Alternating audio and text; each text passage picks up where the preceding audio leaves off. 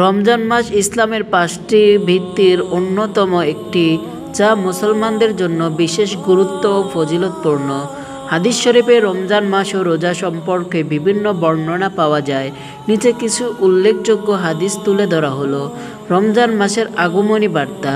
হযরত সালমান ফার্সি রাদিয়াল্লাহু তাআলা আনহু বর্ণনা করেন, শাবান মাসের শেষ দিনে রাসূল সাল্লাল্লাহু আলাইহি সাল্লাম আমাদের উদ্দেশ্যে বলেন, হে লোক সকল, একটি মহামান্বিত মাস তোমাদেরকে ছায়া হয়ে ঘিরে ধরেছে। এই মাস একটি বরকতময় মাস। এতে এমন একটি রাত রয়েছে যা হাজার মাসের চেয়েও উত্তম। রোজার প্রতিদান। আল্লাহ তাআলা বলেন, আদম সন্তানের প্রত্যেক আমল তার নিজের জন্য, আর রোজা ব্যতীত, কারণ রোজা আমার জন্য এবং আমি নিজেই তার প্রতিদান দেব। রোজা গুনাহের কাফফারা।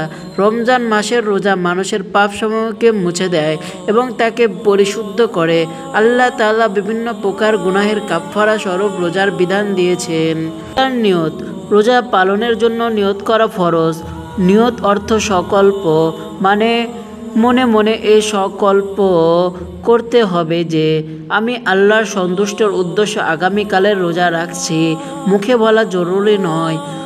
উপরোক্ত হাদিস সমূহ থেকে বোঝা যায়, রমজান মাসে রোজা পালন আল্লাহর নৈকট্য ও সন্তুষ্ট অর্জনের গুরুত্বপূর্ণ মাধ্যম এবং একটি মুসলমানদের আত্মশুদ্ধি এবং তাকওয়া বৃদ্ধিতে সহায়তা করে।